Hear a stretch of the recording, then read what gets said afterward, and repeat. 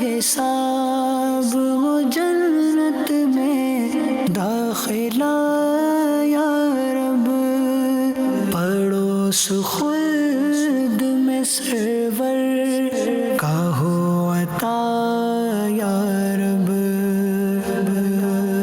الحمدللہ رب العالمین والصلاة والسلام علی خاتم النبیین، اما بعد فاعوذ باللہ من الشیطان الرجیم، بسم اللہ الرحمن الرحیم۔ الصلاة والسلام علیک یا رسول اللہ وعلی آلک واصحابک یا حبیب اللہ، الصلاة والسلام علیک یا نبی اللہ وعلی آلک واصحابک یا نور اللہ۔ آپ کو درود پاک کی ایک فضیلت بتاتا ہوں، اتنی پیاری کہ سبحان اللہ۔ ہم وضو کرتے ہیں نا، نماز پڑھتے ہیں، جو وضو بھی کرتے ہیں تو وضو کے بعد بھی درود پڑھنا چاہیے۔ میں آپ کو حدیث سناتا ہوں، لا وضوء لمن لم يصلی علی النبی صلی اللہ علیہ وسلم، فرمایا آخری نبی صلی اللہ علیہ وسلم نے اس کا وضو نہیں جو نبی پر درود پاک نہ بھیجے صلی اللہ تعالی علیہ وآلہ وسلم۔ اس کا وضو نہیں، اس کا کیا مطلب ہے؟ تو دیکھیں حدیث کی شرح جو ہے اپنے اٹکل سے نہیں، اپنے اندازے سے نہیں، جو شارحین حدیث نے بیان کی ہم نے وہی بیان کرنی ہوتی ہے۔ اس حدیث کی شرح میں علامہ عبدالرحمن مناوی رحمۃ اللہ علیہ لکھتے ہیں، اس شخص کا وضو مکمل فضیلت والا نہیں جو وضو کے بعد نبی پر درود نہ پڑھے۔ تو اللہ کرے کہ ہمیں یاد رہا کرے۔ اچھا، جب وضو کر لیں تو وضو کے دوران بھی درود شریف پڑھنا چاہیے، مثلا صلی اللہ علیہ محمد، صلی اللہ علیہ محمد، صلی اللہ علیہ محمد، اور بیچ میں یا قادر صلی اللہ علیہ محمد، یا قادر صلی اللہ علیہ محمد، یا قادر، کیونکہ دوران وضو یا قادر پڑھنے والا جو ہے اس کو نہ انسان کڈنیپ کر سکیں گے نہ جنات کڈنیپ کر سکیں گے۔ انسانوں کے ساتھ ساتھ جنات بھی کڈنیپنگ کرتے ہیں، تو ان سے بچنے کے لیے اللہ کا نام یا قادر دوران وضو اور درود پاک۔ وضو کر لیا تو اب وضو کے بعد کی دعا، اللہم اجعلنی من التوابین واجعلنی من المتطہرین، یا اللہ مجھے توبہ کرنے والوں میں سے، پاک ہونے والوں میں سے کر دے۔ اب جب یہ دعا پڑھ رہے ہیں اب بالآخر درود شریف پڑھیں، وضو کے بعد کی دعا بھی ہو گئی، وضو کی کمپلیٹ نیس بھی نصیب ہو جائے گی انشاءاللہ الکریم۔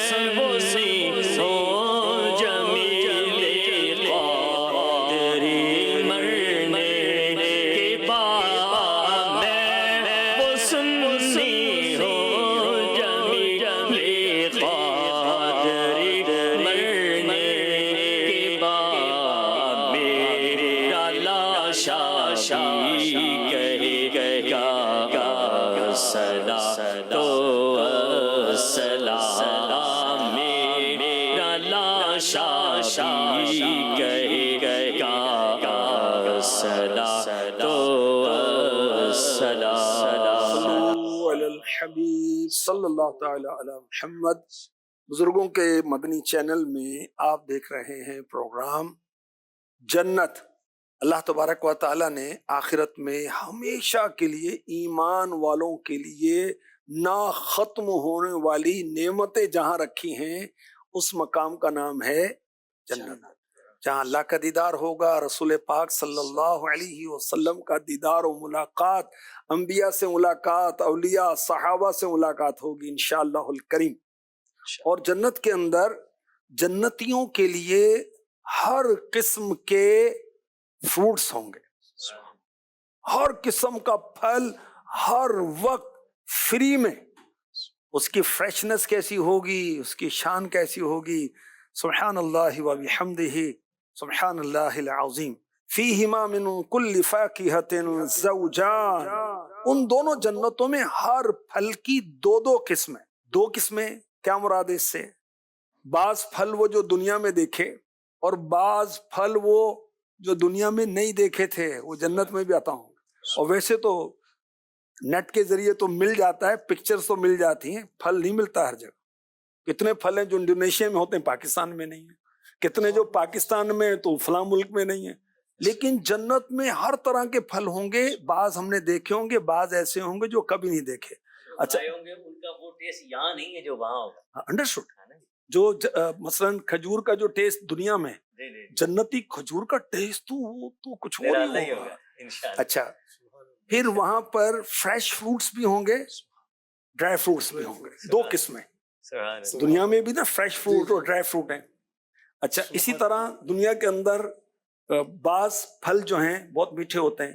اچھا آڑو کا ٹیسٹ کیسا ہوتا ہے آج کل شروع ہو گیا ہے، ترشی مائل ہوتا ہے. ٹھیک ہے، تو جنت کے اندر بعض پھل خالص میٹھے ہوں گے اور بعض ترشی کے ساتھ ہوں گے. سبحان اللہ و بحمدہ سبحان اللہ العظیم. بہت خوش نصیب ہوگا جو جنت میں جائے گا اور رب کا دیدار کرے گا. سبحان اللہ.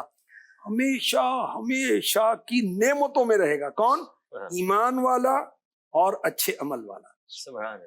ان کے آمنو وعملوا الصالحات، ایمان بھی شرط ہے اور اچھے اعمال بھی کرنے ہیں ساتھ میں. اللہ کریم کرم فرمائے جنت میں لے جانے والے اعمال کا، اس کا ہم تذکرہ سنتے ہیں تاکہ اس کے فضائل بھی پتہ چلیں، اس کی رغبت بھی ہو، اس کی طرف توجہ بھی جائے.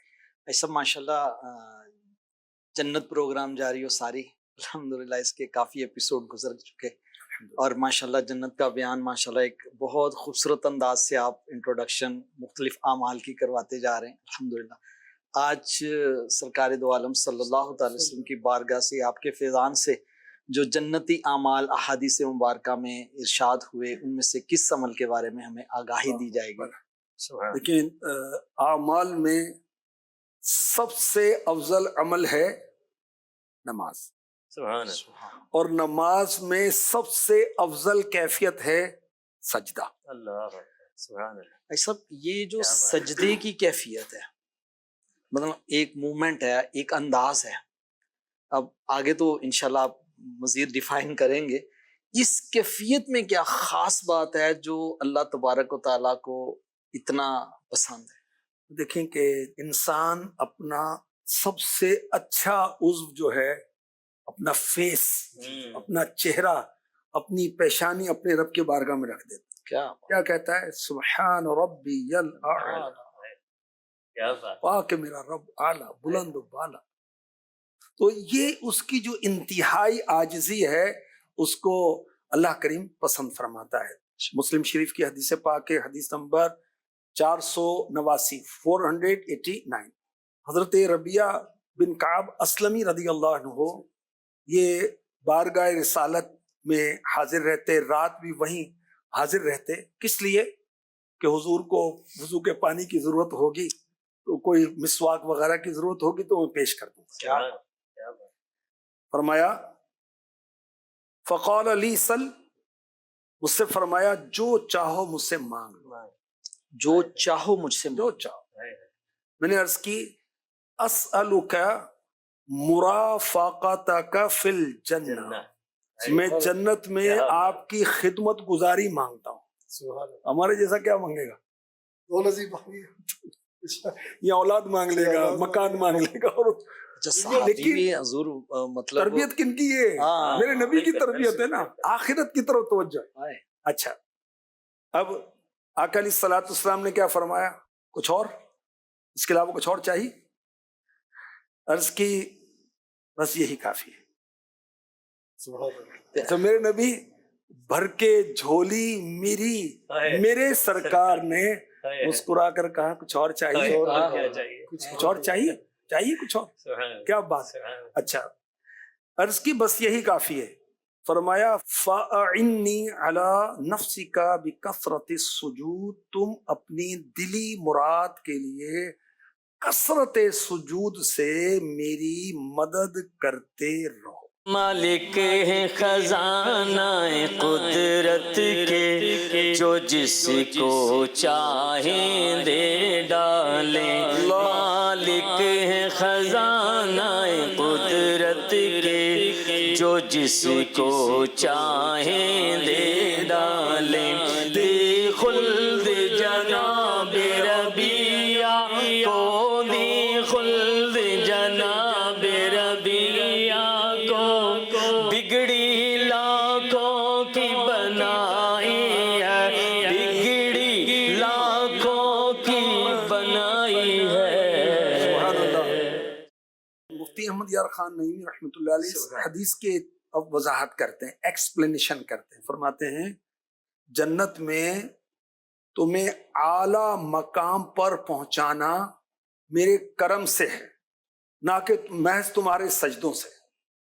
تم اپنے سجدوں سے مجھے اس کام میں امداد دو، اور علی نفسی کا اشارتاً اس میں کیا فرمایا، نفس کی مخالفت جنت کا ذریعہ ہے۔ تو اس سے پتہ تو یہ چلتا ہے کہ نبی کریم صلی اللہ علیہ وسلم کو اللہ تعالیٰ نے مالک و مختار بنایا نا جی، ہاں جی، جنت کا بھی مالک بنا دیا کہ جس کو جو چاہیں، جتنا چاہیں، جیسا چاہیں نواز دیں۔ بے شک بے شک۔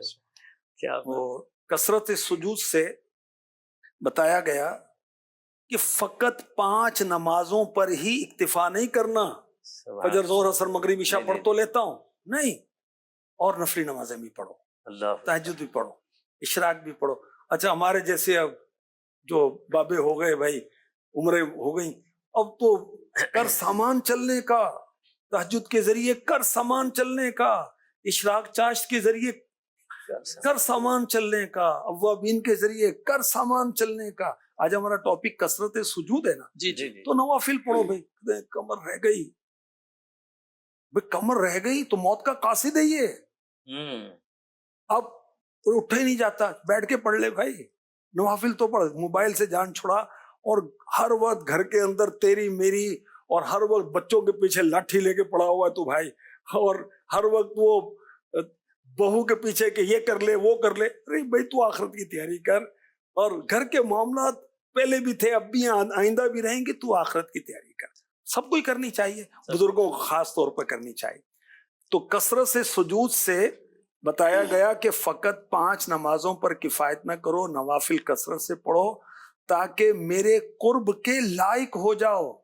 یہ تو احادیث مبارکہ میں بھی اس طرح کے مضمون آئے ہیں نا، قرب الہی پانے کا ذریعہ کثرت نوافل کی ادائیگی۔ بے شک، جیسے بادشاہ کہ میرے پاس آنا چاہتے ہو، مفتی صاحب نے مثال دی، میرے پاس آنا چاہتے ہو اچھا لباس پہن کے آنا، اور حاضری بادشاہ کے کرم سے، بادشاہ نے اجازت دی تو آ سکے گا، اور اچھا لباس یہ دربار کے آداب میں سے۔ اچھا، نبی کریم صلی اللہ علیہ وسلم نے حضرت ربیہ رضی اللہ تعالیٰ عنہ سے ارشاد فرمایا کہ تم جو چاہو مانگ لو، تو اس کا مطلب کہ نبی کریم صلی اللہ علیہ وسلم کو اللہ تعالیٰ نے بالکل مختار بنا دیا ساری کائنات کا۔ دیکھیں ہمارے آقا علیہ الصلوۃ والسلام دین اور دنیا کی جو نعمت جسے چاہیں عطا فرمائیں، آپ احکام شریعہ کے مالک ہیں، جو چاہیں جس پر نافذ کر دیں، یہ دین دے دیں، دنیا دے دیں، وہ اللہ نے آپ کو عطا کیا ہے۔ انا اعطیناک الکوثر، ساری کثرت پاتے یہ ہیں، رب ہے معطی یہ ہے، قاسم رزق اس کا ہے، کھلاتے یہ ہیں، رزق اسی کا ہی ہے، مگر یہ عطا کرتے ہیں، یہ کھلاتے ہیں۔ اچھا اب اس کی مثال کیا ہے؟ ایک صحابی حضرت خزیمہ ابن ثابت رضی اللہ تعالی عنہ کی گواہی کو میرے آقا علیہ الصلوۃ والسلام نے فرمایا تمہاری گواہی 2 گواہوں کے برابر ہے۔ بخاری شریف کی حدیث پاک، ایک کی تو ایک ہی ہوگی، مگر میرے نبی کی مرضی، اللہ کی عطا سے۔ اچھا اسی طرح ابھی بردہ رضی اللہ عنہ 6 مہینے کی بکری کی قربانی کی اجازت دی، حالانکہ وہ 6 مہینے کا مینڈا جو ہے، جو سال بھر کا لگتا ہے، فربا ہے، اس کی قربانی جائز، جبکہ لگتا ہو بکری کے لیے یہ نہیں ہے، مگر میرے آقا علیہ الصلوۃ والسلام نے ان کو 6 مہینے کی بکری کی قربانی کی بھی اجازت عطا فرما دی۔ وہ اللہ تعالیٰ نے جنت کی زمین کا ہمارے نبی کو مالک کیا ہے، جسے چاہیں عطا فرما دے۔ کنجی تم دی اپنے خزانوں کی خدا نے، کنجی تم دی اپنے خزانوں کی خدا نے، محبوب کیا مالک مختار بنایا، محبوب کیا مالک مختار بنایا، عالم کے سلاطین بھکاری ہے بھکاری، عالم کے سلاطین بھکاری ہے بھکاری، سرکار بنایا تمہیں، سرکار بنایا، سرکار بنایا تمہیں، سرکار بنایا۔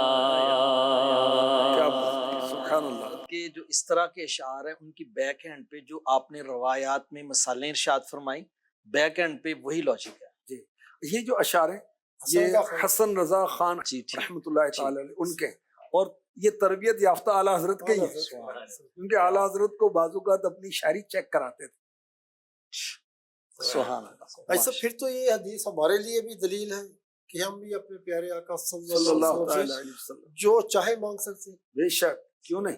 دنیا، آخرت، قبر میں آسانی، جنت، سبحان جو اللہ۔ چاہے مانگ سکتے ہیں۔ دیکھیں کہ مفتی احمد یار خان نعیمی رحمۃ اللہ تعالی علیہ نے ایمان تازہ کرنے والی حدیث کی شرح فرمائی، کیونکہ جو علماء عاشقان رسول ہیں نا، ان کی حدیث کی شروعات ایمان کو تازہ ہی کرتی ہے۔ جو مفتی احمد یار خان نعیمی کو تو اللہ نے بڑا مقام عطا فرمایا۔ اب میں نے آپ کو ایک دفعہ سفر میں بتایا تھا نا کہ مرآت مفتی صاحب کی مشکاہ شریف کی حدیث کی شرح، اس میں ایک جگہ پیارے آقا علیہ الصلوۃ والسلام کے مبارک ہاتھوں کا تذکرہ ہے۔ اس کی شرح کرتے ہوئے مفتی صاحب نے پتہ کیا لکھا؟ مفتی صاحب نے لکھا کہ الحمدللہ جو حدیث میں بیان ہوا کہ میرے آقا صلی اللہ علیہ وسلم کے مبارک ہاتھ ریشم سے زیادہ نرم تھے، میں نے خواب میں ہاتھ ملایا اور ان مبارک ہاتھوں کو ایسے ہی پایا۔ سبحان اللہ، یہ ہیں سبحان عاشقان رسول علماء۔ سبحان اللہ۔ بھئی علم تو ہر ایک کے پاس ہوتا ہے، مگر عشق کے ساتھ، اللہ رسول کی محبت کے ساتھ، ادب کے ساتھ، صحابہ کے ادب کے ساتھ، ایسا تو نصیب والوں کو ہی ملتا ہے۔ جی۔ تو مفتی احمد یار خان نعیمی رحمۃ اللہ علیہ نے یہ جو حضرت ربیعہ بن کعب اسلمی رضی اللہ عنہ نے بارگاہ رسالت سے جنت میں پڑوس مانگا، تو اس میں کیا کیا مانگا، اس کے اندر کیا کیا چھپا ہوا ہے؟ حضرت ربیعہ نے زندگی میں ایمان پر استقامت مانگی، جی، سبحان اللہ۔ حضرت ربیعہ نے نیکیوں کی توفیق مانگی، حضرت ربیعہ نے گناہوں سے کنارہ کشی مانگی، مرتے وقت ایمان پر خاتمہ مانگا، قبر کے حساب میں کامیابی مانگی، حشر میں اعمال کی قبولیت مانگی، پل صراط سے بخیریت گزرنا مانگا، جنت میں رب کا فضل و بلندی مراتب مانگے، اور میرے نبی نے سب کچھ عطا فرمایا۔ گویا یہ ساری چیزیں ہی مانگ لی۔ ٹھیک ہے بھائی، جنت میں پڑوس آقا کا کس کو ملے گا؟ جو بے ایمان جائے گا اس کو مل سکتا ہے؟ وہ جنت میں جائے گا ہی نہیں۔ تو آقا علیہ الصلوۃ والسلام نے یہ کچھ دیا، تو پتہ چلا ہم اپنے آقا سے ایمان کی دولت کی سلامتی کی مانگے، ہم مال مانگے اپنے آقا سے، ہم اولاد مانگے آقا سے، ہم عزت مانگے آقا سے، جنت مانگے، سب کچھ مانگ سکتے ہیں۔ اچھا، یہ مانگنا، آقا سے مانگنا سنت صحابہ ہے، صحابہ مانگتے تھے جا کر۔ اچھا، اور میرے آقا علیہ الصلوۃ والسلام کے مبارک لنگر سے قیامت تک یہ بٹتا رہے گا اور ہم بھکاری لیتے رہیں گے۔ والا حضرت نے کیا فرمایا؟ ہم بھکاری وہ کریم ان کا خدا ان سے فضو فضو فضو۔ والا حضرت کہہ رہے ہیں کہ ہم بھکاری وہ کریم، آقا کریم، کرم کرنے والے، ان کا خدا ان سے بڑھ کر۔ ہم بھکاری وہ کریم ان کا خدا ان سے فضول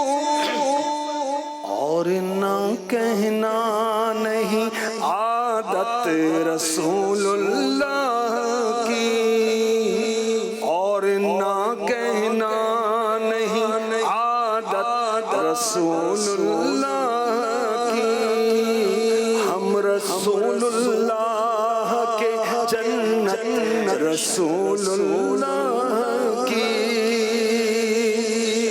اچھا، صوفیہ کرام کی بات مفتی صاحب نے لکھی کہ حضرت ربیعہ بن کعب اسلمی رضی اللہ عنہ نے حضور سے حضور ہی کو مانگا، اخیر کا مگر چونکہ حضور جنت میں ہی ملیں گے اس لیے جنت کا تذکرہ کیا کہ آقا جنت میں آپ کا پڑوس چاہیے، کہ وہاں تو دائمی رفاقت ہے نا۔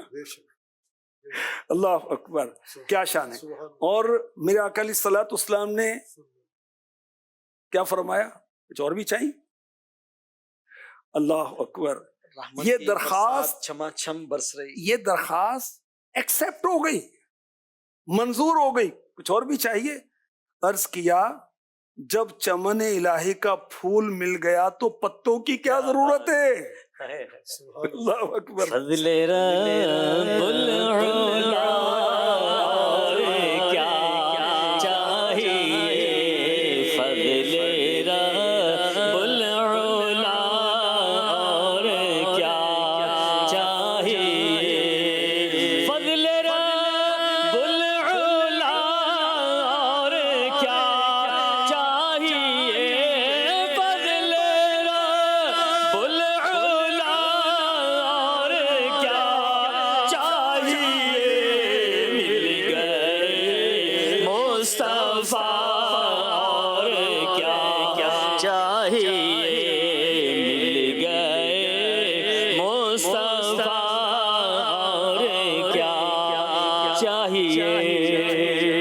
بڑی پریشانی ہے، اولاد نہیں ہے، اللہ کے بندے مل گئے مصطفیٰ اور کیا چاہیے، کہ نہیں یار گھر اپنا نہیں ہے، اللہ کے بندے مل گئے مصطفیٰ اور کیا چاہیے، یار بزنس نہیں چل رہا ہے یار، یعنی مجھے اربوں چاہیے، میں کروڑوں کما رہا ہوں، اللہ کے بندے مل گئے مصطفیٰ اور کیا چاہیے، کہتے فلاں سوسائٹی کے اندر مکان نہیں ہے، اللہ کے بندے مل گئے مصطفیٰ اور کیا چاہیے، تو فلاں نعمت نہیں ہے، فلاں نعمت نہیں ہے، فلاں نہیں ہے، فلاں نہیں ہے، شکر گزار تو بن، مل گئے مصطفیٰ اور کیا چاہیے۔ سب سے بڑی نعمت کیا ہے؟ ایمان، ایمان، اور ایمان بھی رسول ذیشان کے صدقے میں ملا نا، تو سب سے بڑی نعمت، نعمت کبریٰ اللہ کے حبیب ہے۔ اچھا، اتنی بڑی نعمت اللہ نے دے دی، اور کیا چاہیے؟ اچھا اور کیا چاہیے، اور ہم چھوٹی چھوٹی باتیں کر رہے ہیں کہ جی فلاں چیز نہیں ہے، تو شہرت نہیں ہے، تو دولت نہیں ہے، موبائل جو ہے وہ 1,00,000 روپے کا مجھے 5,00,000 کا چاہیے، مجھے میرے گلاسز جو ہیں یہ ذرا سستے ہیں، یہ 2,000 کے ہیں، مجھے 20,000 والے چاہیے۔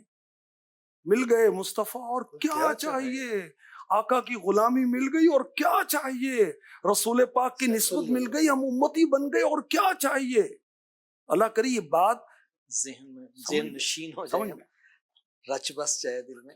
ایسا وہ دیکھیں، یہ جتنی چیزوں کا آپ نے تذکرہ فرمایا، یہ نفسانی خواہشات ہی ہیں نا، مہنگا موبائل، مہنگی گاڑی، مہنگا بنگلہ، مہنگا بزنس، سٹیٹس، یہ ساری چیزیں۔ تو مطلب جنت کی بشارت کا آپ نے شروع میں تذکرہ کیا پانے کے لیے، اس میں یہ کہ نفسانی خواہشات کو ترک کرنا بھی ہے۔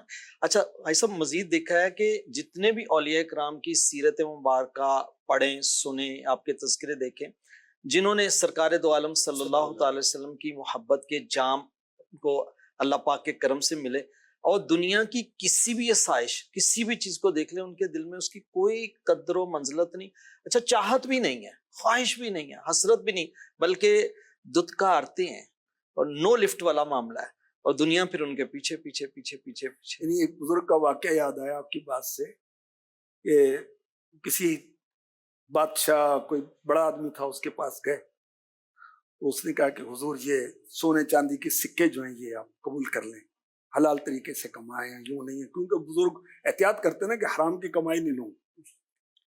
آپ نے فرمایا کہ تیرے پاس اور مال بھی ہے؟ کہا کہ جی اور بھی ہے۔ اچھا تجھے یہ تمنا ہے کہ تیرا مال اور بھی زیادہ ہو؟ جی ہاں یہ بھی ہے۔ آپ نے فرمایا میرے پاس مال نہیں ہے، مجھے اور مال کی تمنا بھی نہیں ہے، سبحان اللہ۔ تو اب حقدار میں ہوں یا تو ہے؟ کیا بات، تمنا تو آپ تیری تو حقدار تو آپ ہی ہے، آپ ہی یہ رکھ لیں اللہ کہ مجھے تو تمنا ہی نہیں تمنا ہی ہے، نہیں۔ میں تو حقدار ہی نہیں ہوں، آپ حقدار ہیں اس کے۔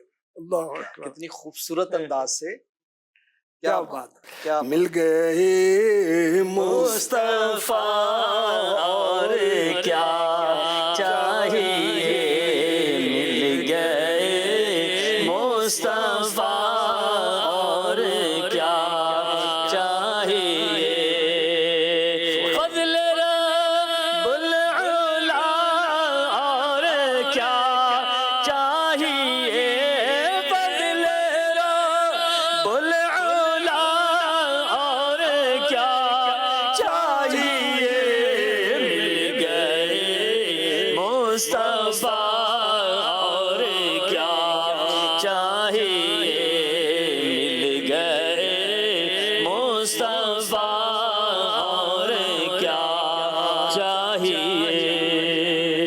سبحان اللہ، سبحان اللہ۔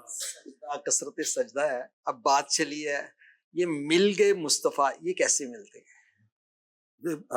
لا الہ الا اللہ محمد رسول اللہ صلی اللہ تعالی علیہ وسلم، اللہ کے سوا کوئی عبادت کے لائق نہیں، محمد اللہ کے رسول صلی اللہ تعالی علیہ وسلم۔ جس نے یہ کہا وہ ایمان میں داخل ہو گیا، رسول پاک اس کے نبی ہیں، اس کے آقا ہیں، اس کے مالک ہیں، اس کے مولا ہیں، اس کے مال کے ہر چیز کے مالک ہو۔ بے شک مصطفیٰ کریم مل گئے نا، ایمان ملا ان کے صدقے، قرآن ملا ان کے صدقے، رمضان ملا ان کے صدقے، خود رحمان ملا ان کے صدقے۔ وہ کیا ہے جو ہم نے پایا نہیں؟ جو ان کی نسبت مل گئی تو دنیا آخرت کی بلندیاں مل گئی۔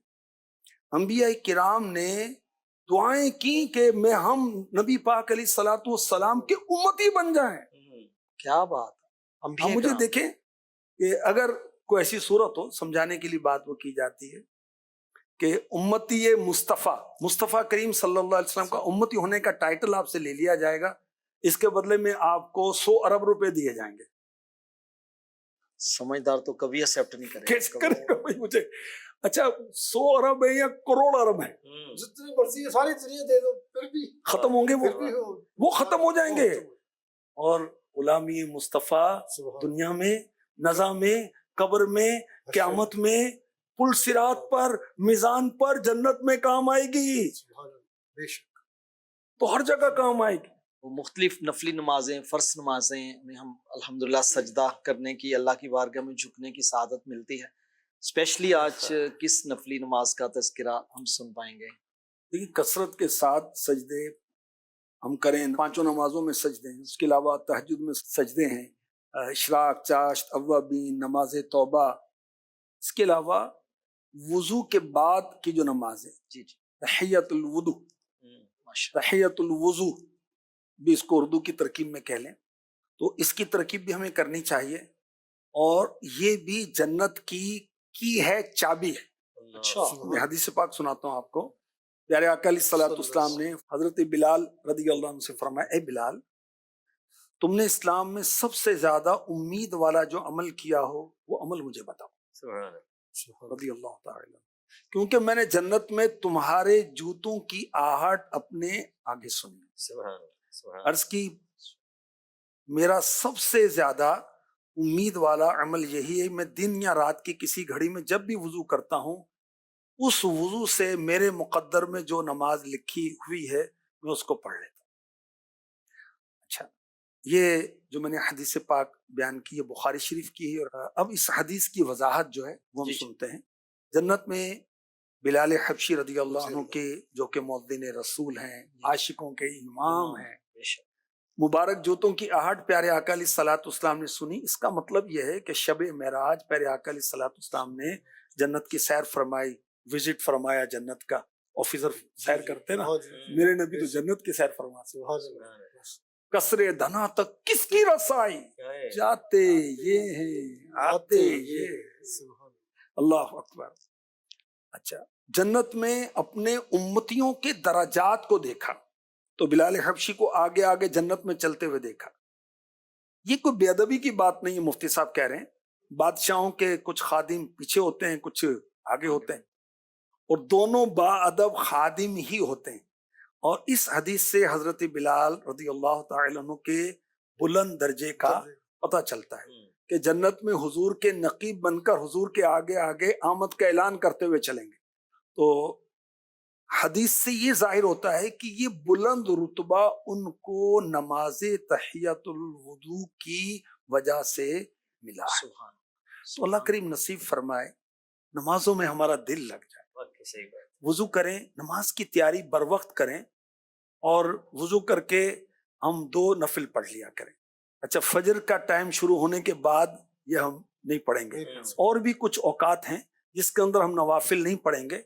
اس کے علاوہ جیسے ظہر کی نماز سے پہلے ہم نے تیاری کر لی، عصر کی سنتوں سے قبل تیاری کر لیں، عشاء سے پہلے تیاری کر لیں، اور فجر کی تیاری اگر تہجد ہم پڑھ رہے ہیں، فجر کا ٹائم ابھی شروع نہیں ہوا، تو 2 نفل تحیۃ الوضو بھی پڑھ لیں، ساتھ میں تہجد بھی پڑھ لیں.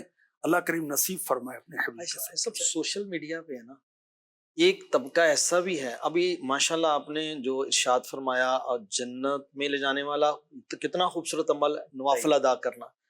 اچھا، ایک طبقہ ہے جو عام طور پہ مطلب نوافل کو کسی کھاتے میں لیتا نہیں. استغفر اللہ، استغفر اللہ. کیا یہ لوگ احادیث مبارکہ نہیں سنتے پڑھتے؟ لیکن کہ فرائض، واجبات، سنت مؤکدہ، سنت غیر مؤکدہ، پھر نوافلیں، جتنی کثرت کریں گے اتنا اللہ کا قرب حاصل ہوتا ہے. اللہ اکبر.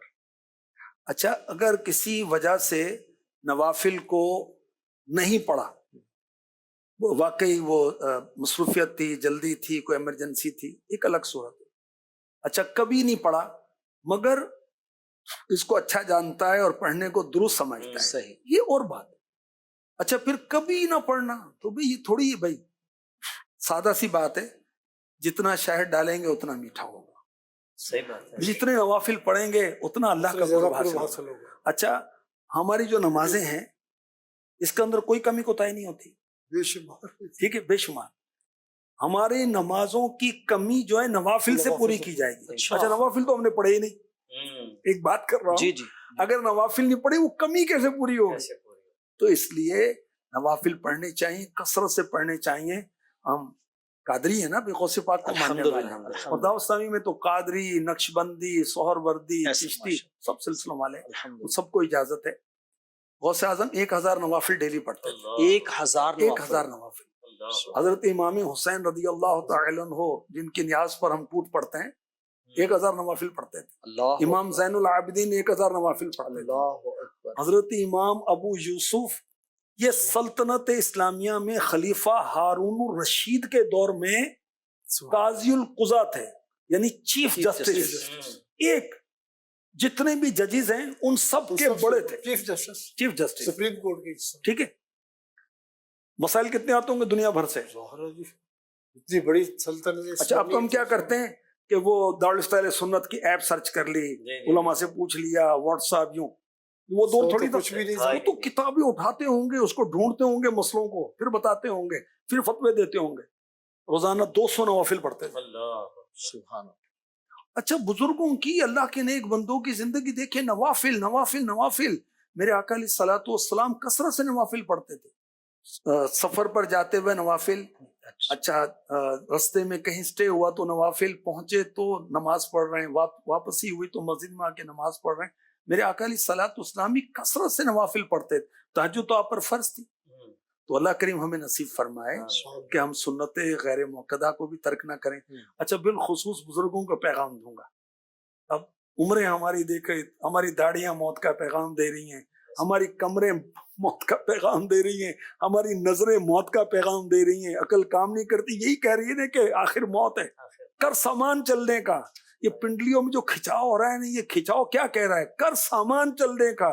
یہ جو چکر آ رہے ہیں یہ کیا کہہ رہا ہے؟ یہ چکر کہہ رہے ہیں کر سامان چلنے کا. دنیا کے چکر سے نکل نہیں نکلا جاتا ابھی تک. دنیا کے چکر سے مطلب نکل. اللہ کے بندے، ہو گیا نا کاروبار یار، بال بچے ہو گئے، سب کچھ ہو گیا، اب باقی کیا ہے؟ باقی ابھی موت ہے. اس کی تیاری نہیں ہے، بقیہ سب کچھ ہے، اب بھی وہی دھن ہے، یہی تجھ کو دھن ہے رہوں سب سے بالا، اب بھی گزر گئی نا۔ بڑھاپے سے پا کر پیام قضا بھی نہ چونکا نہ چیتا نہ سنبھلا ذرا۔ اللہ کریم کرم فرمائے ہم آخرت کو یاد کریں، تیاری کریں، کثرت کے ساتھ نوافل ادا کریں۔ اچھا، جو حدیث پاک ہم نے سنی تو اس میں یہ بھی پتہ چلا کہ میرے آقا علیہ الصلوۃ والسلام کو اللہ تعالیٰ نے وہ کان اور آنکھ عطا فرمائے کہ بلال حبشی کی جنت کی جو قدموں کی آہٹ ہے وہ آپ نے پہلے سے سن لی۔ کیا شان ہے میرے آقا علیہ الصلوۃ والسلام کی، اور پیارے آقا علیہ الصلوۃ والسلام نے اللہ کی عطا سے اسے بھی سنا اور اپنے صحابہ کو بیان کیا۔ رب کریم ہمیں جنت کی تیاری نصیب فرمائے اور ایمان کی سلامتی نصیب فرمائے، اچھے اعمال میں لگے رہنے کی توفیق عطا فرمائے، آمین، بجاہ خاتم النبیین صلی اللہ تعالی علیہ وسلم۔ بلا حساب وہ جنت میں داخلہ یا رب، پڑوس خلد میں سرور